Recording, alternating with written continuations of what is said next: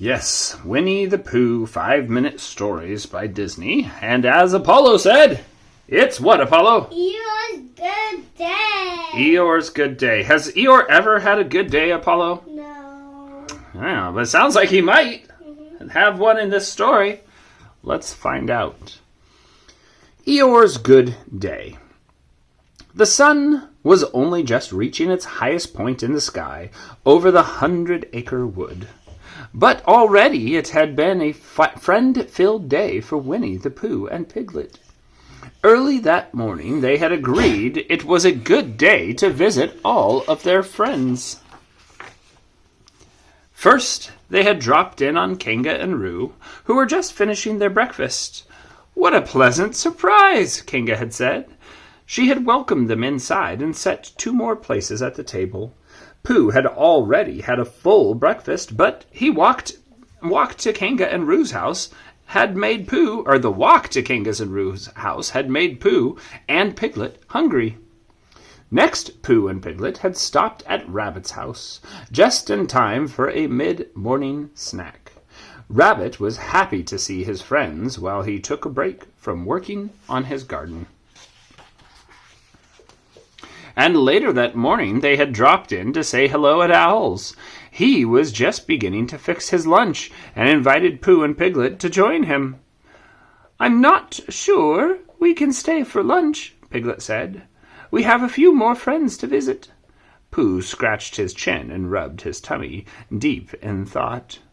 "Though I suppose that means we'd better keep up our strength, Piglet," he said, at last plopping down into one of Owl's chairs. Now, as Pooh and Piglet made their way toward Eeyore's house, Pooh felt pleasantly full, while Piglet felt overstuffed. He hoped that Eeyore had no food to offer. "Good afternoon, Eeyore," Piglet called out as he and Pooh spotted their friends sitting in the sun. "Oh, hello," Eeyore replied glumly. "What brings you out to my gloomy part of the woods?" Pooh looked up at the blue sky and the bright sun. "It doesn't seem very gloomy to me, Eeyore," he said. Eeyore turned his eyes skyward. He said flatly. "I suppose you're right." "Is anything the matter, Eeyore?" Piglet asked. Eeyore thought it over. "No," he said at last. "I suppose nothing is the matter today." Pooh and Piglet looked at each other, puzzled. Neither was quite sure what to say. Nothing the matter? Usually Eeyore had at least one trouble to report. That his tail had fallen off, or his house had fallen down, or been moved when he wasn't looking. Eeyore lay down and sighed a big, heavy sigh. "I guess this is what some folks would call a good day. I call it downright uncomfortable." Pooh scratched his head. "Uncomfortable?" he said. Eeyore nodded. "I'm not complaining," he said, "but nothing the matter feels an awful lot like something is the matter to me." Suddenly, Piglet had an idea. "Pardon me, Eeyore," he said. "I need to talk to Pooh for a second." Piglet pulled Pooh aside and whispered in his ear so that Eeyore could not hear. "Pooh Bear, I was wondering," Piglet began, "do you think Eeyore would feel better if something were the matter?" "I think that very well may be," Pooh whispered back. "I was thinking if you and I were to make something the matter, just temporarily, of course, perhaps Eeyore would feel more like himself," Piglet suggested.